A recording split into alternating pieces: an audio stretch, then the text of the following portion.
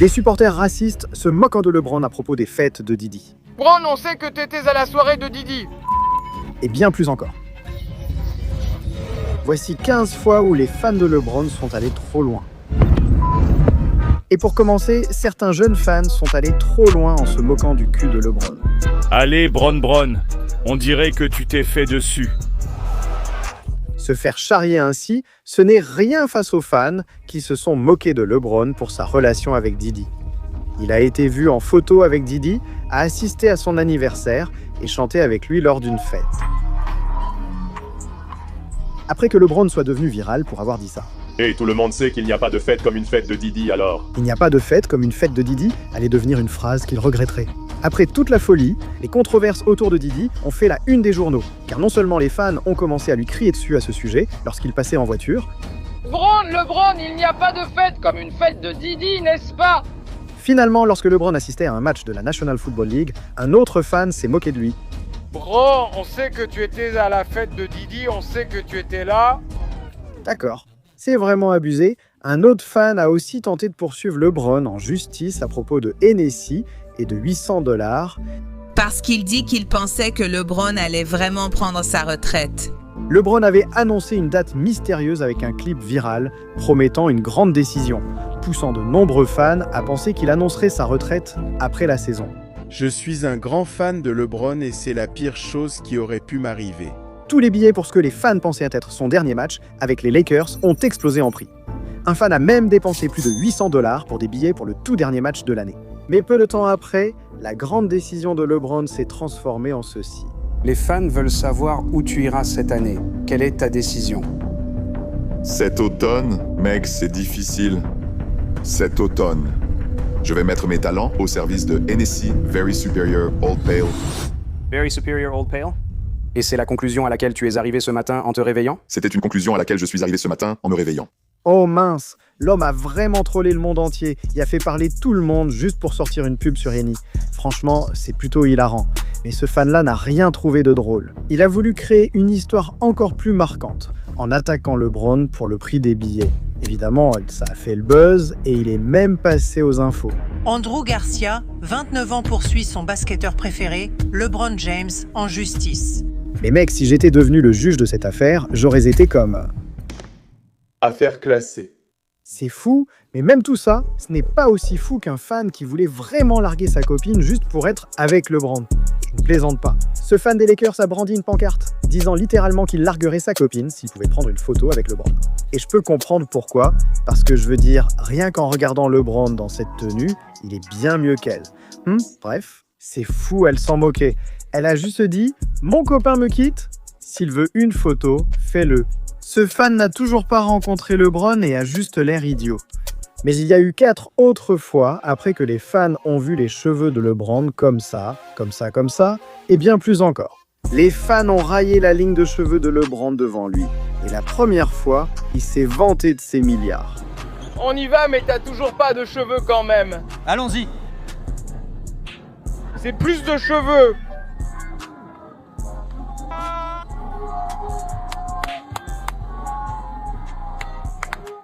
Mince, LeBron a un peu gagné ce débat, mais une autre fois où les cheveux de LeBron ont été évoqués, c'était après une défaite et un fan était furieux. Eh Bron, tu ferais mieux de te ressaisir. Je pensais que LeBron avait dû être retenu. Mais un débat encore plus fou a éclaté quand il n'était plus question que de sa ligne de cheveux et LeBron a tout arrêté en se moquant du gars sur sa copine. C'est ça, c'est ce gars-là mon pote. Où est ta ligne de cheveux? La mienne est pire, mauvaise coupe, tais-toi et arrête de pleurer. Tu as perdu Kyrie, tu as perdu D-Rose, tu n'arrives pas à garder un meneur de jeu, c'est pas possible. D-Rose t'a laissé tomber. C'est fou, mais laisse autant que des fans coupant les cheveux de LeBron en match. D'accord, je ne comprends pas comment ils ont fait entrer cette énorme pancarte dans la salle, ni comment ils ont pu faire ça.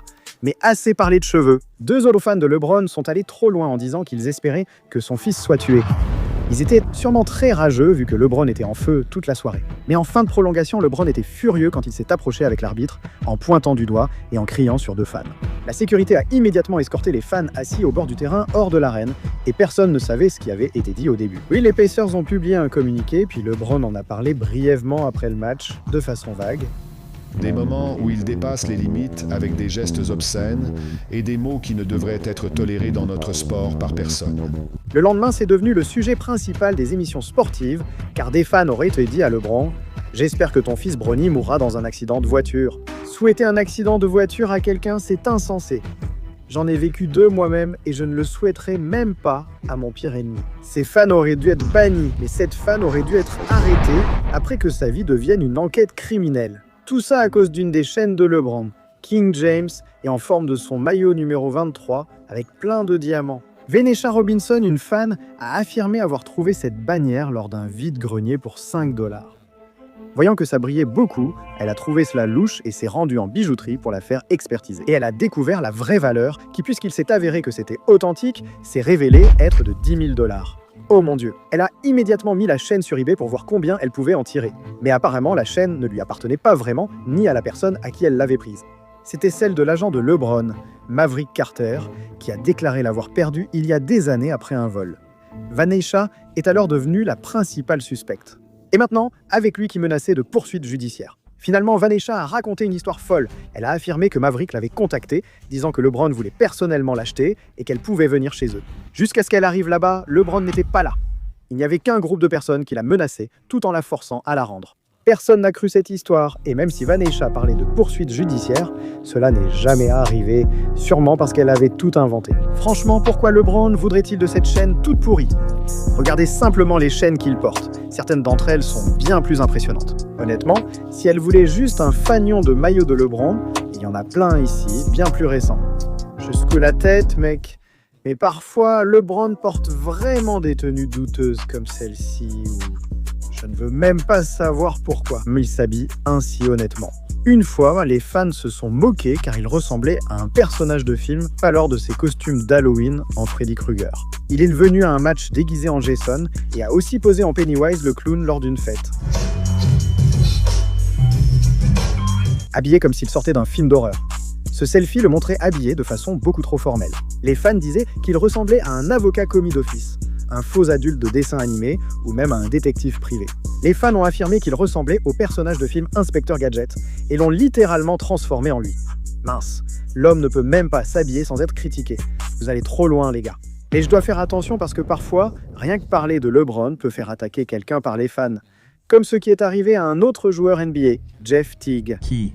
Peu importe l'équipe dans laquelle il jouait, il se faisait dominer par LeBron. Encore et encore, au point où il finissait par inventer n'importe quoi. Il est allé sur un podcast et a raconté n'importe quoi, prétextant que LeBron agissait ainsi parce qu'il prenait des substances illégales. Il prenait vraiment des stéroïdes, frère, il a dû arrêter. Il prenait des stéroïdes, frère, apparemment. Il exagère pour ça, mais blague à part, des accusations comme ça, c'est sérieux. Donc évidemment, les gens n'allaient pas les prendre à la légère. C'est complètement ridicule. C'est pourquoi un jour, quand Jeff a conduit sa voiture à une station-service, les fans de LeBron l'ont remarqué et sont passés à l'action. Peu importe qui était le gars qui s'est approché de moi à la station-service, mec. Les gars, ça a failli être votre dernier jour, mec. J'avais le dos tourné en train de faire le plein. Puis, je me suis retourné et il m'a regardé. Il a dit « Ouais, t'es une balance. » Je lui ai dit « De quoi tu parles? LeBron n'a pas fait ça. » Je lui ai dit « Mec, allez, mec. » Et après tout ça, non seulement il en a parlé, mais il a fini par raconter une dernière histoire, puis il s'est excusé. Chaque fois que tu dis quelque chose sur Bron, les gens t'appellent et te disent « Hé mec, tu devrais peut-être... » Et je me dis « Bon sang, je suis venu ici et je me suis excusé. Désolé. » D'accord. Mais ce n'est pas la seule fois où des fans ont confronté un joueur NBA à propos de LeBron. Ils sont déjà allés trop loin comme avec Jason Terry. Tu te souviens de cette action? Thomas Paul Stantz. LeBron a dunké sur Terry avec tant de force que ce moment est devenu l'un des plus viraux de la NBA. Les fans ont fait de Terry un sujet tendance sur Twitter. Il y a eu tellement de mèmes. Ils ont même changé sa page wiki à la date du dunk, disant qu'il est mort ce jour-là à cause de LeBron. Donc à cause de choses comme ça, ça a carrément discrédité toute la carrière de Terry. Être l'un des meilleurs shooters de ces dernières années. Les fans ont oublié. Devenir champion NBA en battant littéralement LeBron plus tôt dans sa carrière, plus personne n'en avait rien à faire. Les gros titres sont sortis disant que Jason Terry affirme que les enfants ne se souviennent de lui que comme du gars qui s'est fait dunker dessus par LeBron. Il a déclaré « À chaque camp, chaque stage aux États-Unis, j'y vais et je parle aux enfants. Ils ne demandent pas ce que ça fait de jouer 19 ans avec Dirk ou de gagner un championnat. Mais qu'as-tu ressenti quand LeBron t'a dunké dessus ? Et il ne peut même plus aller à l'épicerie sans qu'on lui parle de cette action. Chaque fois que j'y vais, que je sois dans les arènes ou à l'épicerie, des petits viennent me voir. T'es pas Jason Terry ? Et pourquoi LeBron t'a dunké dessus ? Mince. » Les fans de LeBron sont parfois durs, mais moins que ceux des autres équipes, comme à New York. Pratiquement toutes les superstars de la NBA qui ne jouent pas pour leur équipe se font critiquer à fond, et LeBron ne fait pas exception à la règle. Mais ce qui est différent, c'est que c'est en fait de sa faute si New York le déteste. Il a alimenté de nombreuses rumeurs selon lesquelles il rejoindrait leur équipe, et Internet s'est enflammé, l'imaginant dans des maillots de New York pour tromper les fans, certains allant jusqu'à créer et porter des maillots LeBron Knicks personnalisés. Mais quand LeBron ne s'est jamais engagé là-bas, non seulement il a trollé les New-Yorkais en se filmant en train de se promener dans la ville, en faisant visiter ses coéquipiers, en prenant le métro avec l'équipe, et parce qu'il a énervé quelqu'un. Je ne connais pas ce type-là, il délire. Ils ont enfin publié une vidéo ringarde. Mais à partir de maintenant, je veux juste que tu t'adresses à moi comme ça. Tu peux éviter ? C'est mon nouveau nom. LeBron, sache que j'arrive pour toi, d'accord ? À New York, LeBron serait encore plus irrespectueux, dominant l'équipe adverse avec certaines de ses performances les plus folles. Il provoquerait des conflits et irait même jusqu'à chambrer leurs joueurs. Mais le pire que LeBron ferait, ce serait de s'auto-proclamer roi de New York, tout en disant que leur stade était son terrain de jeu préféré. Et juste pour énerver tout le monde un peu plus, il a porté des chaussures sur la fois suivante où il a joué à New York sur lesquelles il était écrit « Je suis le roi », tout en les dominant à nouveau. C'était la goutte d'eau qui a fait déborder le vase. Alors maintenant, chaque fois que LeBron est à New York, les fans essaient de l'attaquer dès qu'ils le peuvent, ils ne le laissent même pas entrer dans les restaurants sans le provoquer. LeBron retourne et regarde-le dans les yeux.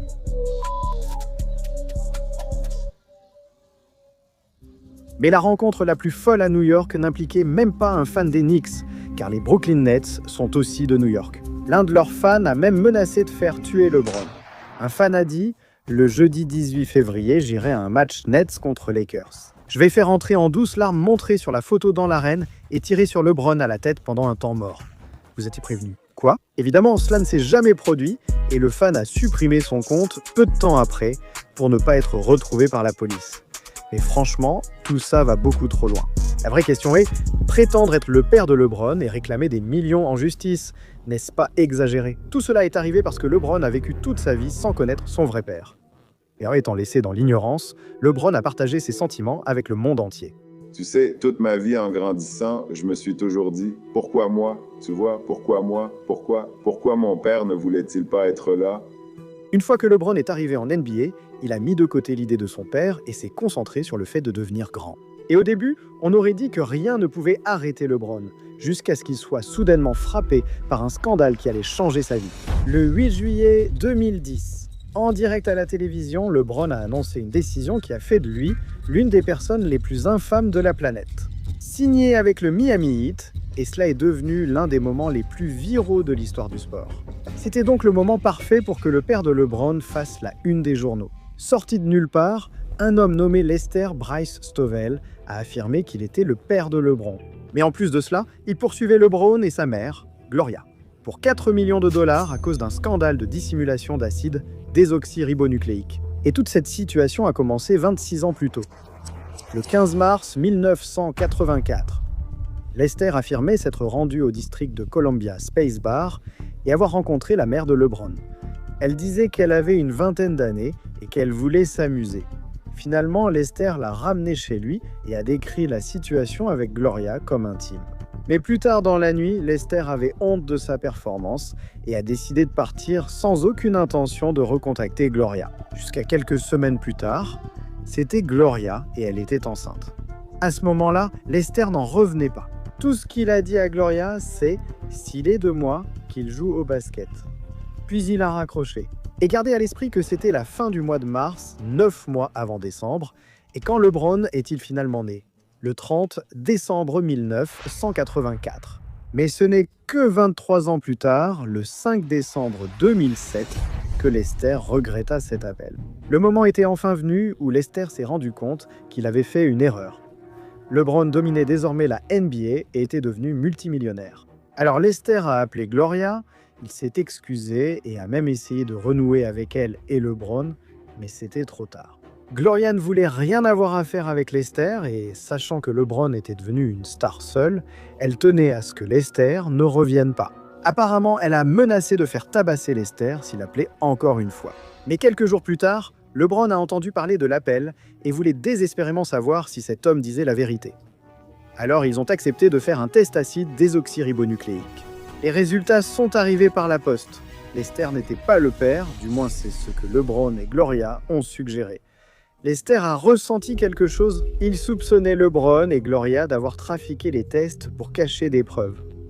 Lester disait qu'il ressemblait à LeBron. Ils avaient le même type de corps, la même taille. Oui, nous avons à peu près la même taille. Bon sang, au basket, il faisait même des dunks de la même façon. Et qu'il n'y avait aucun doute qu'il était le père de LeBron. Alors Lester a intenté un procès de 4 millions de dollars contre LeBron et Gloria pour fraude, diffamation et fausse déclaration. Les accusations ont fusé, mais LeBron a refusé de commenter. En 2011, un juge a conclu que Lester cherchait seulement à gagner de l'argent en prétendant être le père de LeBron. L'affaire a donc été classée sans suite et LeBron n'a plus jamais reconnu Lester. À ce jour, LeBron ne sait toujours pas qui est son vrai père, et honnêtement, il ne le saura peut-être jamais. Mais bon, là, c'était vraiment dingue. Mais parfois dit, les fans vont trop loin quand ils sont alcooliques. Il y a eu des moments où LeBron a littéralement dû retirer des verres des mains des fans, qui s'est fait renverser des boissons dessus. Il a tellement été stressé par des boissons de fans qu'il a failli boire de la bière pendant un match. Maintenant, il se détend parfois sur le banc avec Elk sous son siège, au cas où. Les fans critiquent énormément. Quoi qu'il en soit, mais il a souvent dû gérer des fans ivres. Comme quand il ne pouvait pas se concentrer sur l'autre équipe au lancer franc sans répondre à un fan ivre. Il a été de loin le meilleur. Vous allez gagner 2 tacos gratuits avec l'achat d'une boisson chez Jerk in the Box pour Noël. Lui demander de boire sa bière en silence a mis fin à l'histoire avant qu'il ait des ennuis, contrairement à d'autres fans trop ivres qui ont dû être escortés hors de l'arène par la sécurité. Lors d'un match contre les Hawks, LeBron a échangé avec des fans en bord de terrain jusqu'à ce que les arbitres interrompent le jeu pour que la sécurité intervienne. Ces fans ont été escortés hors de l'arène. On a su ce qu'elle avait dit à LeBron seulement quand elle a publié une vidéo sur Instagram affirmant « Ne parle pas à mon mari comme ça ». Il a répondu « Assieds-toi, salope ». Je viens juste de me faire virer du match pour avoir insulté une fille, pour avoir insulté mon putain de mari. Il l'a insulté pendant le match. Je me suis levée et j'ai dit « Ne parle pas comme ça à mon mari, parle encore une fois à mon mari et je vais te défoncer ». Et il a commencé à se disputer avec moi. « Ferme ta gueule, petite salope ». Et j'ai répondu « Toi, ferme ta putain de gueule, salope ». Après le match, LeBron a tweeté depuis le terrain que Karen était furieuse, ce qui a amusé d'autres stars NBA. Il a évoqué l'incident en interview, pensant qu'ils avaient trop bu. Je pense qu'ils auraient dû être expulsés, mais ils avaient peut-être bu quelques verres et ils auraient probablement pu continuer comme ça. Et le match n'aurait plus été centré sur le jeu, donc est-ce que les arbitres ont fait ce qu'ils devaient faire? 10. Bravo à LeBron pour son sang-froid et son fair-play. Mais parfois, quand les fans abusent, il en vient à dominer toute l'équipe adverse. La première fois que c'est arrivé, c'était en 2008, et LeBron jouait très mal, donc évidemment son équipe était en train de perdre. Mais entre ses tirs ratés, airball, dunk manqués, certains de ceux qu'il provoquait étaient la copine et la cousine de Chris Bosh. Laissez LeBron entendre leurs remarques. Grave erreur car le match n'était même pas serré. À partir de ce moment-là, LeBron a dominé jusqu'à la fin, marquant bien plus que quelques paniers. Il a inscrit 24 points dans le 4e quart-temps, 26 des 27 derniers points des Cavs au total. À la fin, il affirmait que tout était leur faute. Entrée et LeBron dit « D'accord, c'est ta faute, c'est ta faute ». Il a mené la remontée de son équipe et l'a clairement dit après le match. Si les Raptors ont perdu, c'est parce qu'ils m'ont agacé. On pourrait croire qu'aucun fan ne prendrait ce risque, mais non. Lors d'un match où LeBron jouait contre son ancienne équipe, LeBron faisait déjà un très bon match en réussissant plein d'actions et honnêtement, il n'avait pas besoin de motivation supplémentaire.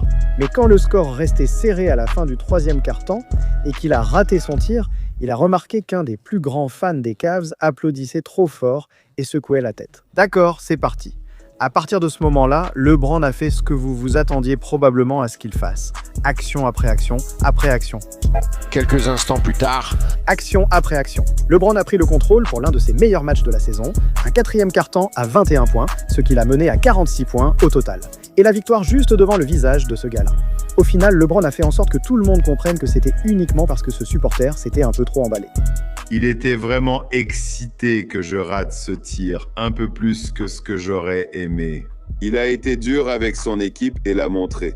Je savais qu'il restait un quart-temps, mon préféré, le 4e. Mec, ne t'en prends pas à LeBron parce que ça ne tournera pas en ta faveur. Mais honnêtement, la façon la plus folle dont les fans de LeBron sont allés trop loin implique le racisme. Ça s'est produit de plusieurs façons différentes. LeBron a fait la une en avouant qu'à Boston, il subit de la discrimination et de nombreux supporters racistes lui crient dessus ou agissent de façon extrême.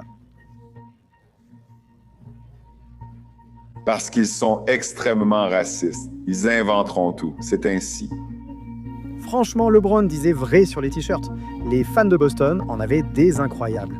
Mais ce n'est même pas le pire acte raciste auquel il a été confronté. Même des pancartes racistes brandies par des fans, puis une véritable enquête policière, comme pour LeBron en 2015. Il venait tout juste de dépenser 21 millions de dollars pour un manoir à Los Angeles. Bien que la maison soit belle, des gros titres ont circulé et un reportage a révélé que celle de LeBron avait été vandalisée. Derrière moi, c'est sans doute la résidence d'été de LeBron James que peu de gens savaient qu'il possédait ici. Et c'est ce portail qui, nous dit-on, a été vandalisé, si vous voulez. Il a été tagué avec le mot commençant par N. On nous dit que c'était assez grand et que ça allait presque sur toute la longueur du portail. Les voisins étaient choqués qu'une insulte raciale ait été peinte sur son portail. Donc bien sûr, LeBron était agacé et il a parlé non seulement de sa situation, mais aussi des problèmes qui se passent dans le monde entier. Mais cela montre simplement que le racisme fera toujours partie du monde, une partie de l'Amérique. Vous savez, la haine, vous savez, en Amérique, surtout pour les Afro-Américains, c'est vivre ça tous les jours.